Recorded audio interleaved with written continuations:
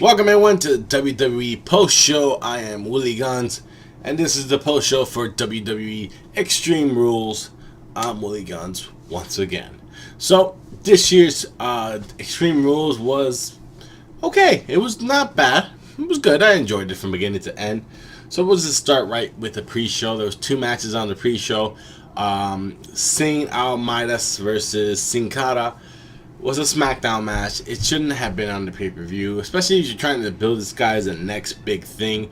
And, you know, it wasn't. It was a good match.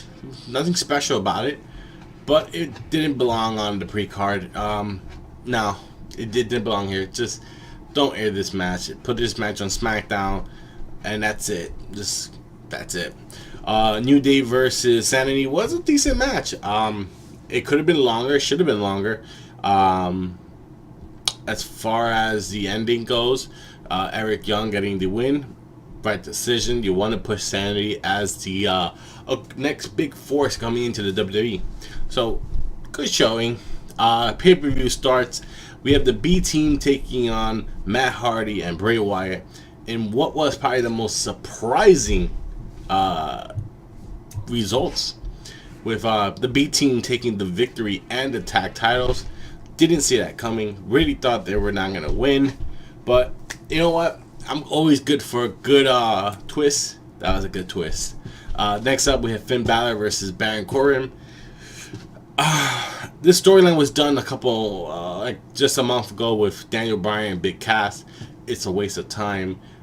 Finn Balor deserves so much more, especially because he is such a phenomenal athlete. And you know, to hear that they think he's not over, fans love Finn Balor. You could hear by his entrance the fact that it's the most ridiculous notion to hear that he's not over. But other than that, no, it was a good match. I like the roll-up victory. Sometimes you don't need a finisher to win a match. It makes it more believable that you could win a match with a roll-up. Then you had the Asuka versus Kamala. I love the ending. I'm not gonna lie to you. I like the ending. I thought the fact that she got hit with the Shark Tank, she sold that real well. It was good. However, the match itself, the story behind the match, I hate it. It's just so bad. Like I said, no, Asuka was a girl that came in here with an undefeated streak. You lose it to Charlotte. Charlotte loses the belt to Kamala, and it just feels like, you know, you're not going anywhere. They have no faith in you, and they're not gonna put the belt on you. So it kind of hurts to see Asuka in that position. James Ellsworth getting his ass kicked at the end of the match. No, again, you know, that's his job. He gets his ass kicked. Then we got what's it called? Shinsuke Nakamura taking on Jeff Hardy. Wasn't even a match. This was a squash and just a way to advance the storyline that's just not there. Now, there were reports that Jeff Hardy was not doing the Swanton Bomb during house shows because it hurts. It does hurt doing that move. I've done it. It hurts. So I could understand them trying to play a little safe. Maybe they want to give Jeff Hardy some time off. He's gonna fight on SmackDown, and that definitely will be a lot longer than the match we saw today. The post events with Randy Orton coming out, interesting enough. I don't know what to think of it, really. I think the fact that he hit Jeff in the groins, basically, was just an indicator that, you know, I could do it better than you, Shinsuke. So, interesting if that's going to be the SummerSlam feud, Shinsuke Nakamura versus Randy Orton. We shall see. I wouldn't mind a triple threat between him, Jeff, and Randy. That wouldn't be that bad of an idea. Braun Strowman taking on Kevin Owens. Well, I'm happy Kevin Owens won. That I am. I am very happy. Don't get me wrong. I think winning the way he did is not really winning, but being thrown off the cage into the table, that was a spot I did not see that coming. I really did not see that coming, especially because it's not that close. You know, he threw him. He tossed him. He landed good on the table, but oof, I don't know if you want to take that. Other than that, it was a good match. No, Braun is Mr. Money in the Bank, Monster in the Bank. I hate that. I don't like that name, Monster in the Bank. It just sounds stupid. But no, a loss is not going to hurt him because, again, he has the briefcase. Now, interesting enough, they announced that, well, Kurt said, if Brock doesn't show up tomorrow or agree to the SummerSlam match, then he'll strip him with a belt. Now, I will like this. This would be a good twist. If tomorrow night on Raw, he shows up and Braun cashes in, and then forces a rematch. Pulls in his rematch clause, gets his rematch at SummerSlam. But then you got Bobby Lashley, who just beat. That's later on in the show. Well, that's my ideas. Don't worry about that. Let's continue on. Team Hell No versus Keaney versus the Bludgeon Brothers. Earlier in the event, Kane got killed basically out of the match. Leg broken, whatever. I didn't think Team Hell No was gonna win this match going into this, but when they did that storyline and they showed the recap of Team Hell No and says, "I'm the tag team champ," I really thought Daniel Bryan was gonna win the tag team titles for a moment. I really thought he was gonna come out and say, give Kane the other belt and says, "We are the tag team champions." No, even though he won the titles by himself, wasn't the case. Kane came out, and Daniel took the loss, which another shocking. But other than that, it was a decent match. But it felt like a SmackDown match.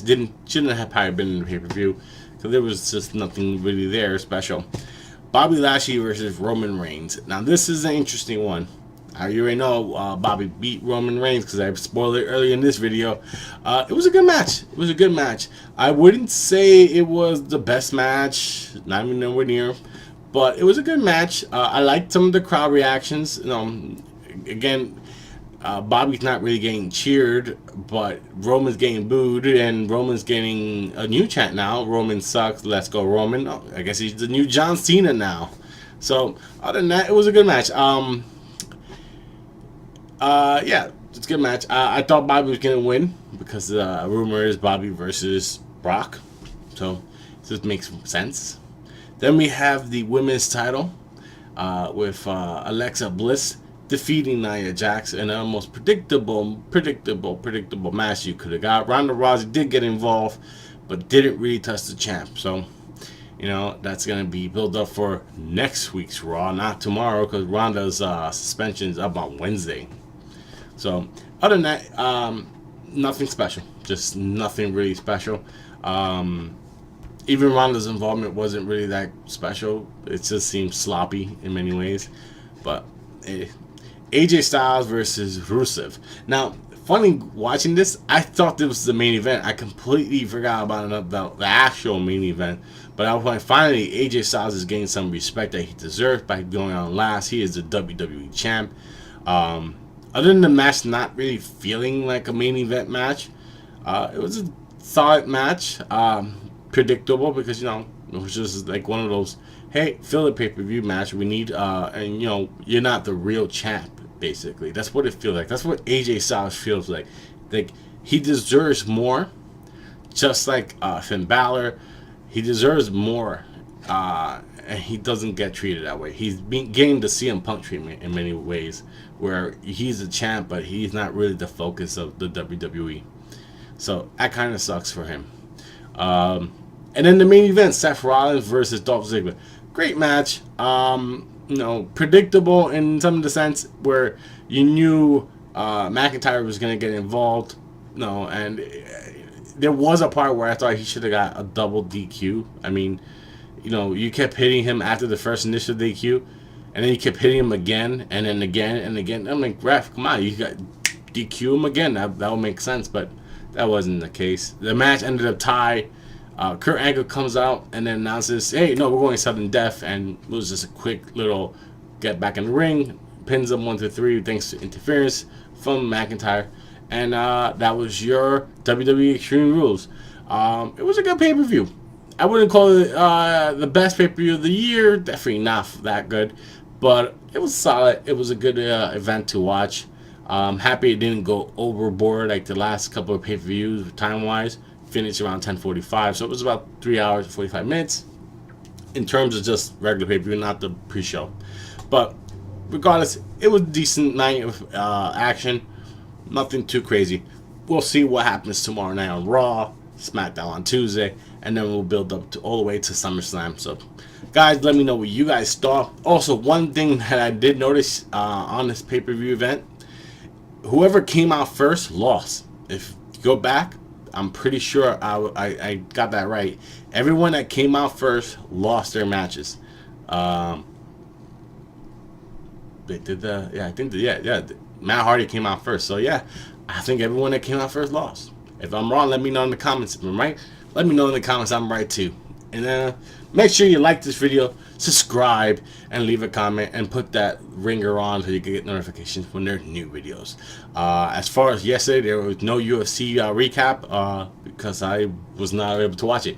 So I will eventually get back to that one day this week. Till then, guys, I'll see you for the next WWE pay-per-view.